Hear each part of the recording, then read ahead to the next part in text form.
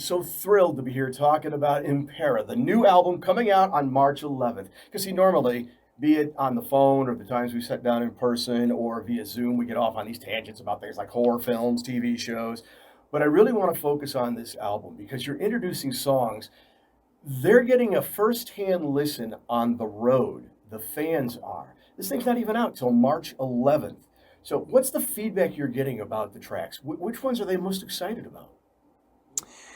So far, I think that the one that has turned most heads would be Kaisarion.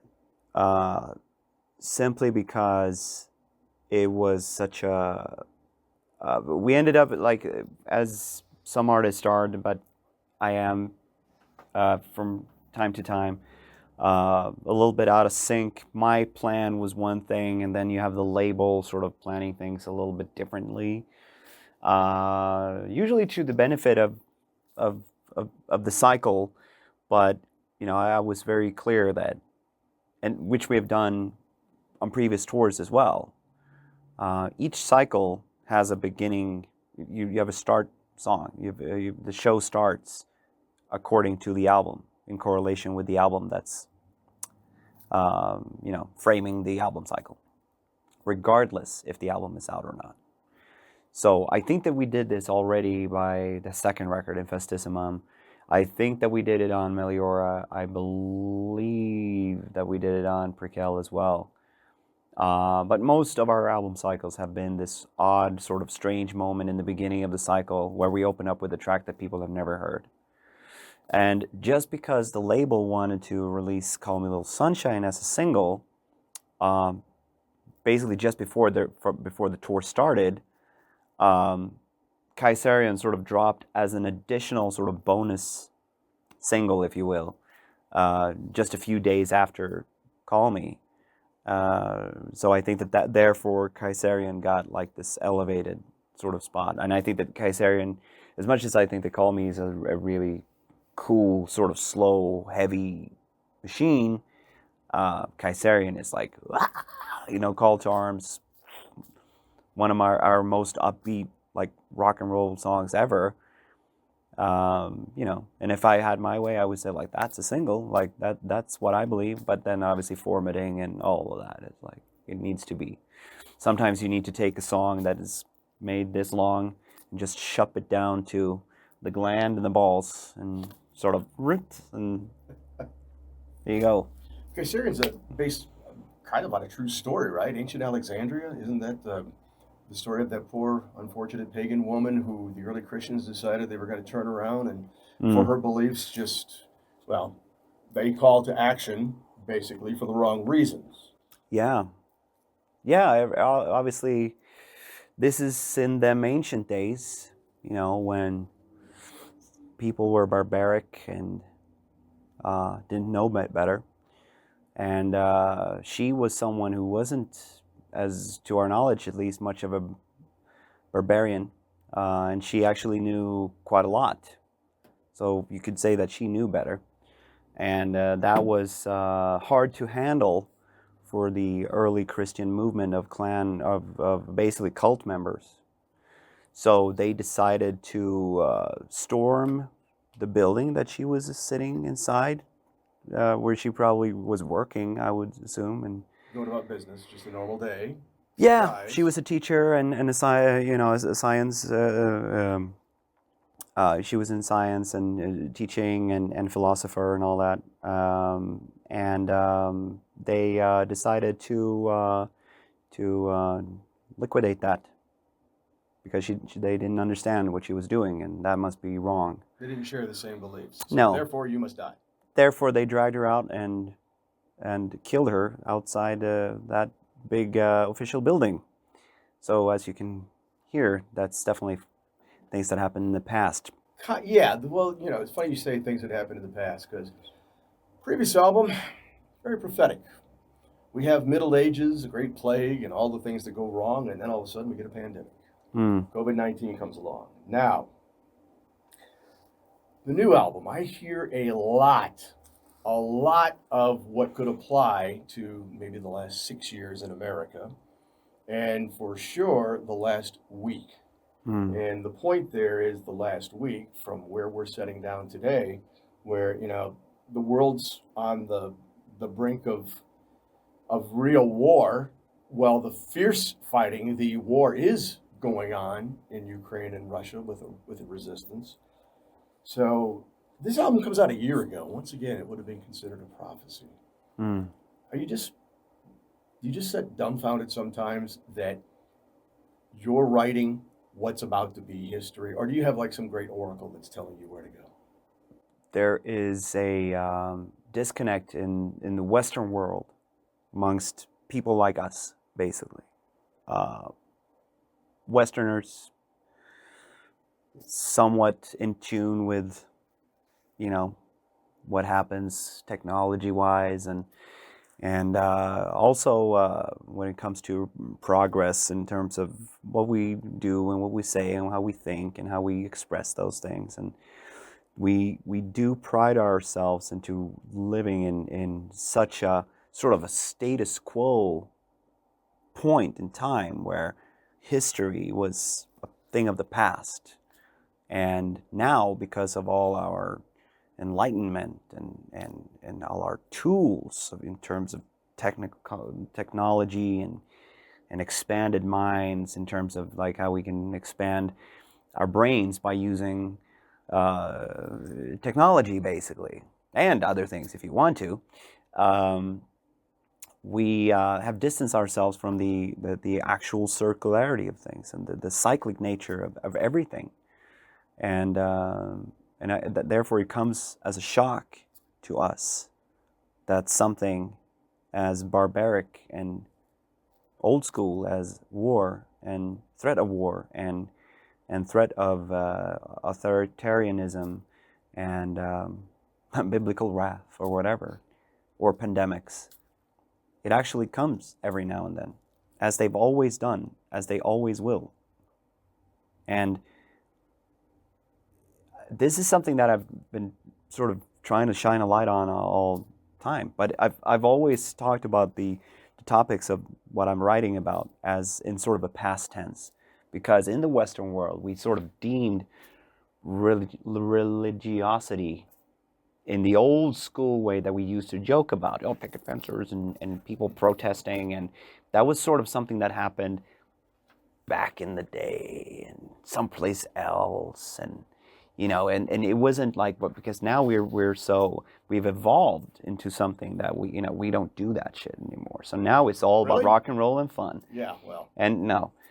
and I think it just happens to correlate. I don't think that I don't want to in any way say that there is clairvoyance. I think it's just that the circularity that I've been trying to talk about, it just happens to coincide now with pre-Kel pandemic, and now what eventually will fall, the empire that will fall because of this, I think, and hope.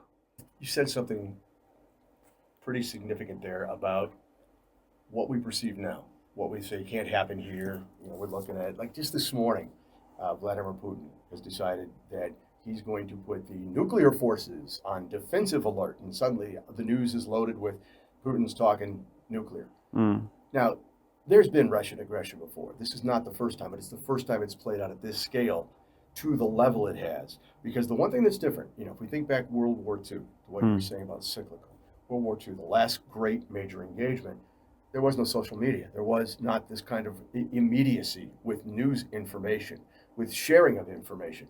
They didn't even know Pearl Harbor was bombed in parts of America for days. But now everything is so immediate. So when you talk about it being cyclical, when you talk about everything being cyclical, it's a different perception. So are what's going on right now putting new thoughts in your head for where to go next with Ghost? I know, it's, Impera's not even out yet. March 11th in stores and everywhere.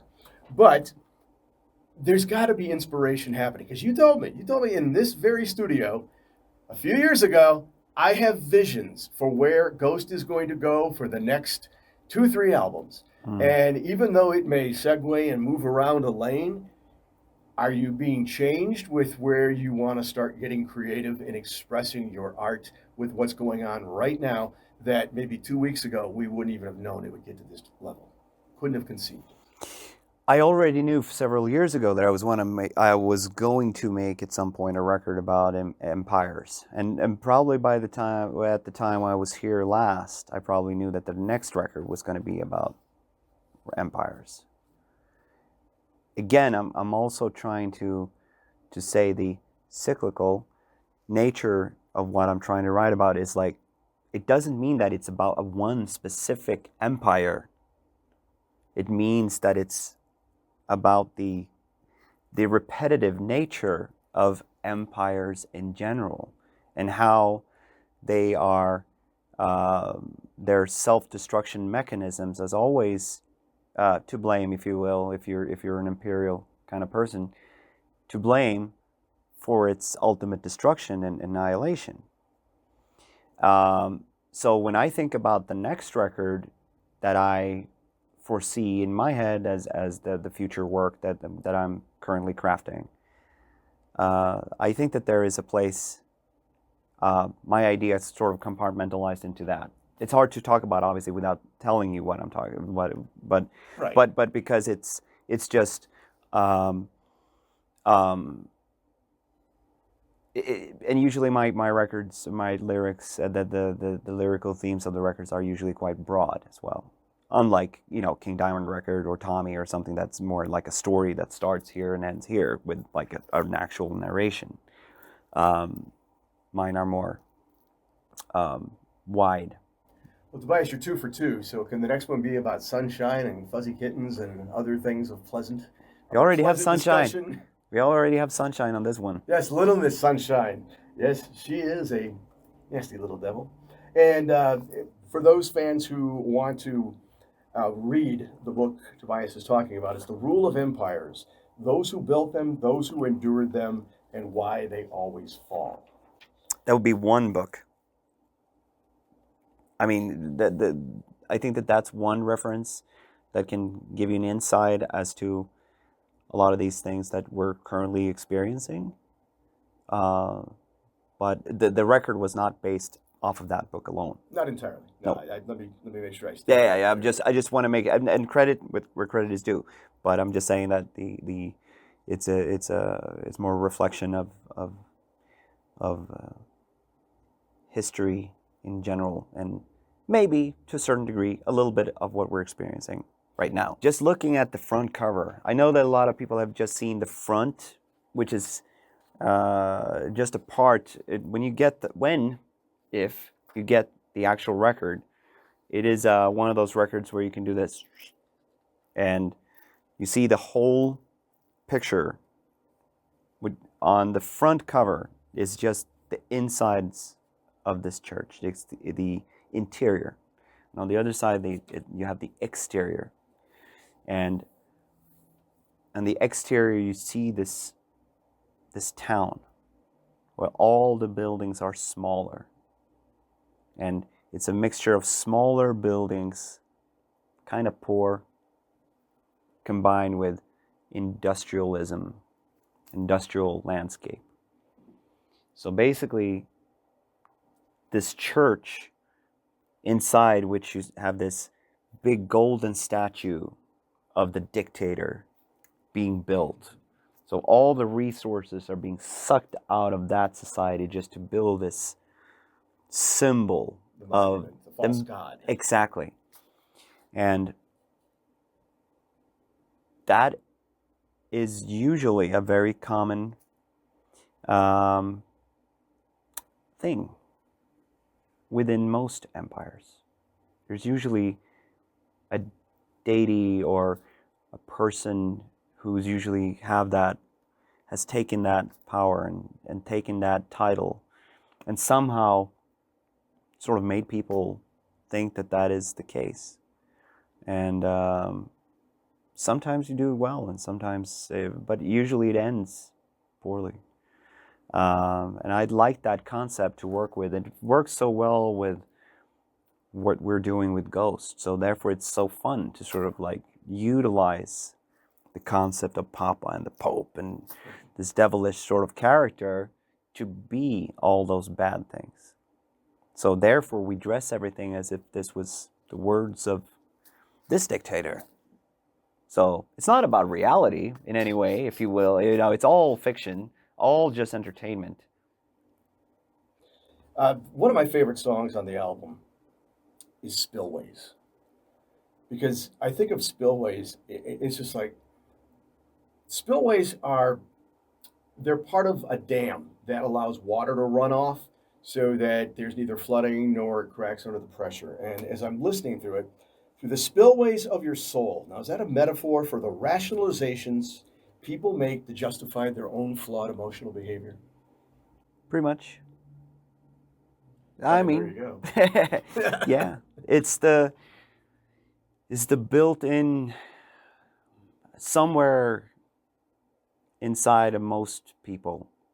There is this barrel that can be to a certain degree full or getting full or maybe half empty, depending on how you live your life. But I think a lot of people feel that it's a lot of sort of black goo in that, of darkness, that just needs to find its way out. Have you ever seen elephants in heat? How there's this, like, in their temples, there's like this black goo. Sweat. Yeah, coming out, and it's basically just, I don't know what it is, kind of like hormone sperms or whatever. It just comes out of their head. So they're showing their intentions pretty. I think that there's a similar thing amongst most people, and I think that we're experiencing that a lot nowadays. People don't know what to do with all of these emotions and the lack of consistency and the lack of purpose, the missing sense of purpose. And that's also another subject of this record that I wanted to sort of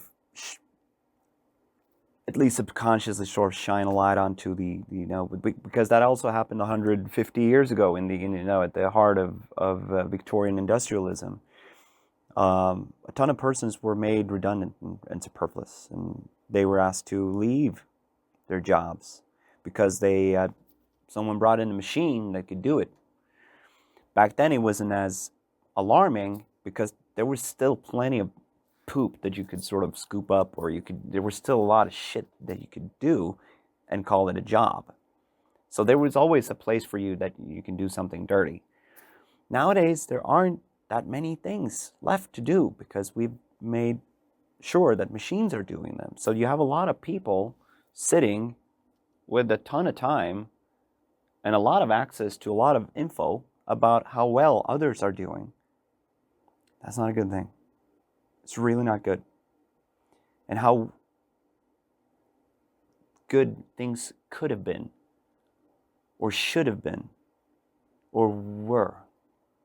Because remember, a lot of our biggest problem is, and I'm talking from a nostalgic person myself, when I go into my inner sanctum, it's the days before internet.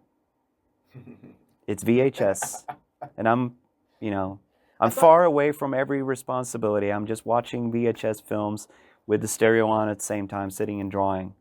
That's my safe place.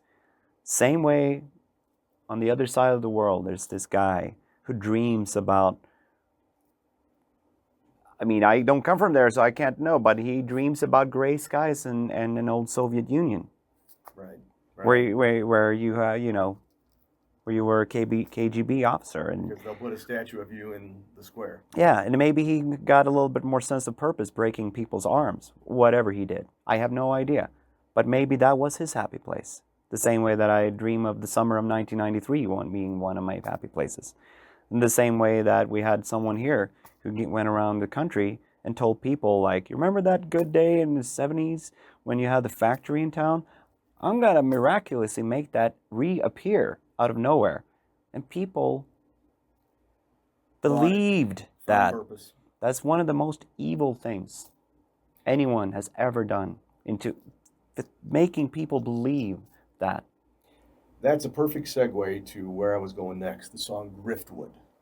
There Because you go. when I'm hearing that, I think you've been following American politics because grifting and grifters has become very prominent in the lexicon the past few years, and it hadn't been around for a long time, not since the Flim Flam days. Now, when I listen to that song, one of the things that jumps out to me is it's about a fraud, a scammer. And once again, the underlying theme of the people who would lie and manipulate for ultimate power. Is there any happy songs on this album? I guess if that's your happy place, like you were just saying. I think that it has to, you have I need to present it with the backdrop of hope, that there are very few things that has happened in the populated world that has meant the end of the world, as in the totality of the world. True. Exactly, the extension of mankind. I think that would require Talking biblical there. yeah, that would we would need to cooperate in a synchronized atomic bomb that would end the Earth, basically. So what I'm saying is that I believe that things rise and fall, come and go, and I have hopes that, especially now when we know what's going on in the world, I think that there are empires that will fall apart before our eyes. And I believe in America. I believe in rock and roll. I believe in the dream. And that is not the empire that's going to fall. The last question I have, specific to a song, is a respite of the Spittlefields. I got a quote from your team that said it was, you told Velvet Hammer, I think it was, or Metal Hammer, not Velvet Hammer, we were just talking about the managers. Metal Hammer about Jack the Ripper. Mm. And I know about your horror film fast. We've had a great discussion about it, your horror film fandom and the written Gothic literature. Mm. But as I'm going through it and I'm listening to it, you know, considering you talk about books like Rule of Empires and the other ones you read about the rise and the fall, that song sounds like it could be the title track to the story, once concluded, of Vladimir Putin and what's going on in the Ukraine. Rock and roll lyrics can be applied to many different times, because they are so similar. That's why I'm saying that we're doing ourselves a disfavor of thinking that the past was the past and everything new is something else. It's basically the same mechanisms and the same weaknesses and the same strengths, just in repeat. It just comes with a different flag, a different face, different time, different circumstance, but the end result is usually the same. And if you want to be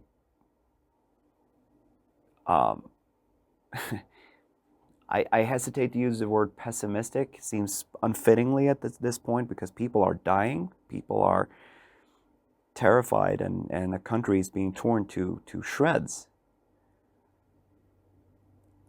Usually, most conflicts end in better times, historically. I know it's hard to see that now. And I think that there is, in there, when the omelette is made and the eggs are cracked, there's usually an end that brings new prosperity. It's just sad that a lot of people won't live to see that. I don't really know where I'm getting to it here, but this is part of the where I think that the cyclic nature of the world, as in not the social world only, the earth that we live in. Because a lot of people live in a linear philosophy, a linear lifestyle, thinking that everything I do from here to here doesn't matter, because then I'm reaching another plateau. Fuck you. But they know perfectly well that if you take that omelet and you go throw it in your compost in your backyard, it will turn into soil. Rich soil that will grow. Yeah, which you can grow potatoes. So you can make a potato gratin, and then you eat that and shit that out, and then you can make carrots, if you will. Circular. It's circular. Everything is cyclic. Cyclic. How do you say it? Cyclical. Runs in a cycle. Yeah. And one day, hopefully, I hope that the world will abolish linear thinking and start embracing a more cyclic, circular philosophy, if you will. I'm not against believing in a power, a God. It's just that we are torturing ourselves with linearity. It's not a good thing. But I think that our will to exist and our will to procreate and our will to live our lives, eating good food, listening to music, watching mud wrestling or whatever, is still stronger than our willingness to die. And that's where I think we could, put our hope. What were we talking about on the way down here, on the ride down here? Good food, good drink. And mud wrestling. Company. Yeah, mud wrestling. Yeah. If someone could just wash the car with just a t-shirt on. That's not Simpler what we said. times. I'm just joking. Simpler times. Simpler times. Simpler times. Yeah. The freedom Right. to enjoy the simple things in life. I like a lot of that too.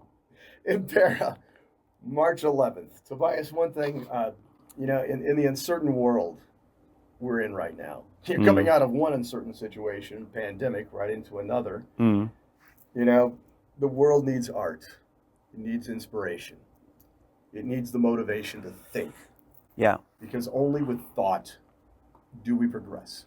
It's only with thought and wisdom can we survive and comprehend the incomprehensible. And one thing I think your fans are going to appreciate big time is Impera does just that. It forces you to think. Get beyond just it's a rock and roll record.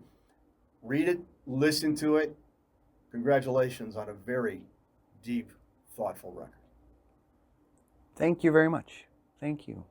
I think you can feel a little on it as well. If you're tired of thinking. Sometimes too much thinking is also that leads to spillways.